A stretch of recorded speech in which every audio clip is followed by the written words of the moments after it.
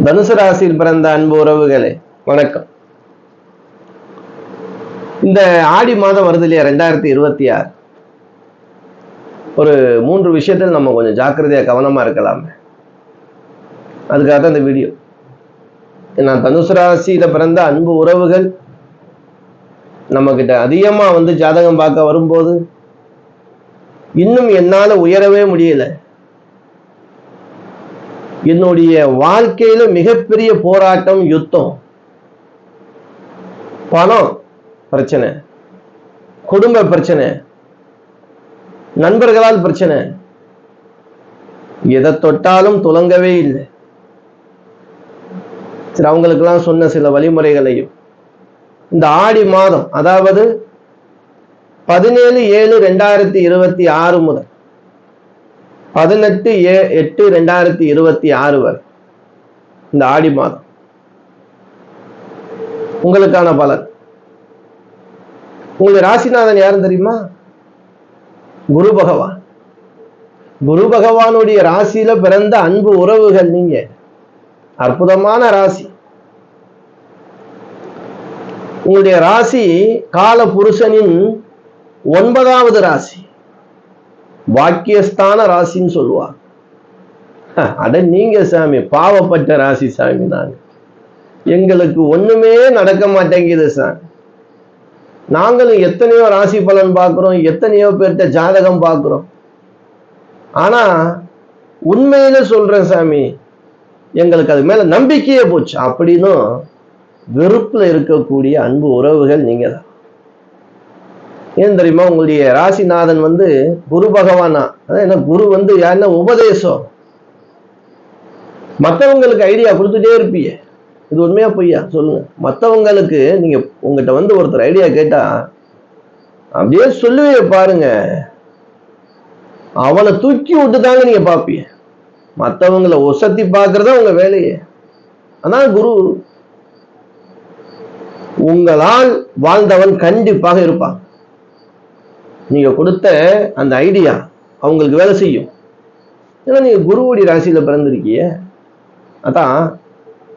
ஆனா குருவுக்கு உபதேசம் சொல்ல யாரும் இல்லையே. இதானே இங்க பிரச்சனையே. ஆனா நமக்கு யாராவது வழி சொல்லுவாங்களா? நம்ம 1000 பேருக்கு வழி சொல்லிக்கிட்டு இருக்கோம். நம்ம நிலைமை இப்படி இருக்கு. அப்ப நீங்க என்ன செய்யணும்? முதல் விஷயமாக மற்றவங்களை தூக்கி வச்சு பார்க்கறது, அழகு பார்க்கறது நல்லதா.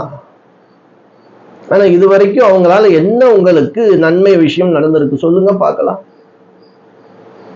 இல்லையே. சரி போகலாம் பார்க்கலாம் அப்படின்னு நினைக்கும் போது உங்களை மதிக்க கூட மாட்டாங்க. அப்படி நடந்திருக்கு ரொம்ப அன்பு உறவுகள்.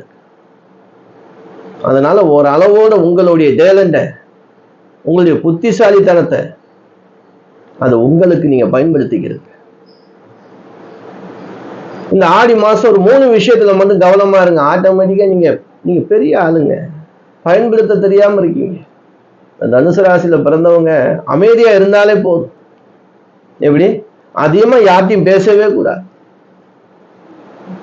அவங்க என்ன பேசுறாங்க அப்படின்னு சொல்லி வாங்கிக்கிறங்க ஃபர்ஸ்ட். சரி பார்க்கலாம். பொறுமையோடு இருந்து காரியத்தை சாதிக்க தெரிஞ்சுக்கணும்.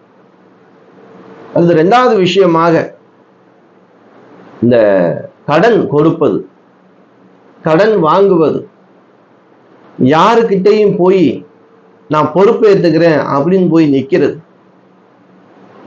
ஜாமீன் கையெழுத்து போடுறது, மற்றவங்களுடைய பிரச்சனைக்கு முன் நின்று தீர்ப்பு சொல்றது, இந்த மாதிரி விஷயங்கள் உங்களுக்கு நடந்துச்சு அப்படின்னா அந்த விஷயத்துல கொஞ்சம் கவனமா இருங்க.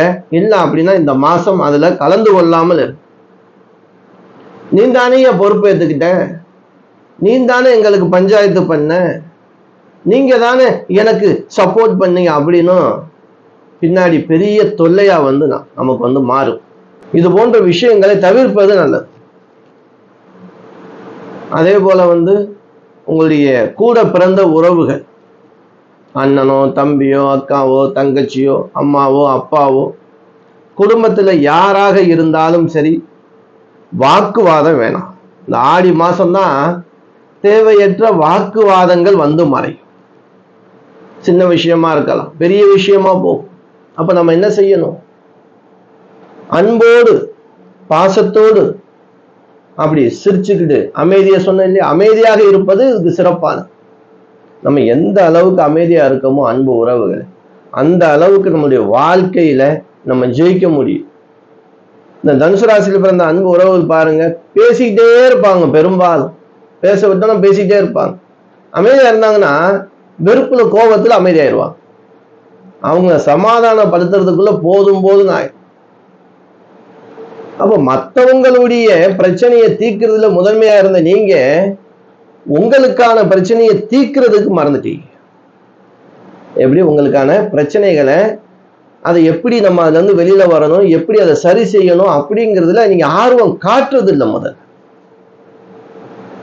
அதுக்கு நீங்க அமைதியாக இருக்க வேண்டும். அப்போ உங்களுக்கு இஷ்ட தெய்வம், இந்த மாசத்துக்கான இஷ்ட தெய்வம் அங்காள பரமேஸ்வரி தான் உங்களுக்கு. அப்படி அங்காள பரமேஸ்வரி அல்லது கருமாரியம், ரெண்டும் ஆதிபராசக்தி தான், பேரு தான் வேற வேற.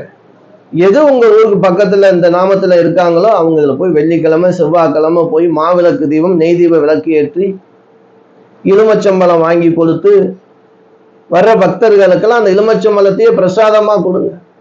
கொஞ்சம் வேப்பலை கொத்து ஒழிச்சு வச்சுக்கணும், 2 வேப்பலை ஒரு இலுமச்சம்பழம் பிரசாதமா கொடுங்க, உங்க கையால கொடுங்க. குருதோஷம் நிவர்த்தி ஆகும். இந்த 8ல பார்த்தீங்கன்னா உங்களுக்கு சூரியன் வேற, 8ல குரு உச்சம் பெற்றிருக்கார். ரொம்ப பேருக்கு வெளிநாடு வேலை அமைப்பு, திடீர் யோகங்கள் வருமானங்கள்லாம் உண்டு. ஆனா சூரியன் இருக்கும்போது 8ஆம் இடத்துல உடல் ஆரோக்கியத்தின் மீது ரொம்ப ரொம்ப கவனம் தேவை. பிரஷர் ஆகக்கூடாது, டென்ஷன் ஆகக்கூடாது. நான் சொன்ன தெய்வங்களை வழிபாடு செஞ்சுக்கிட்டு இந்த மாசத்தை அமைதியாக கடப்போம். அடுத்த மாசம் என்னங்கிறத நம்ம பார்க்கலாம். அன்பு உறவுகளே, நிதானம், பொறுமை, உடல் மீது ஆரோக்கியத்தின் மீது கவனம். காலையில சீக்கிரம் எந்திரிச்சு உடல் பயிற்சி பண்ணுங்க, நவதானிய சுண்டல் சாப்பிடுங்க, ரொம்ப நல்லது. இந்த வீடியோ உங்களுக்கு பயனுள்ளதாக இருந்துச்சு அப்படின்னா உங்க உறவினர்கள் நண்பர்கள் எல்லோருக்கும் ஷேர் பண்ணுங்க. அன்பு உறவுகள், நம்ம வீடியோ இது வரைக்கும் நீங்க சப்ஸ்கிரைப் பண்ணாம இருந்தா பண்ணி வச்சுக்கிறீங்க. அன்பு உறவுகள், அடுத்து ஒரு நல்ல வீடியோவில் சந்திக்கும் வரை உங்களிடமிருந்து விடைபெற்றுக் கொள்வது உங்கள் ஈஸ்வரன் சீதாராம ஜோதிடர். என் அனைத்து அன்பு உறவுகளுக்கும் வணக்கம்.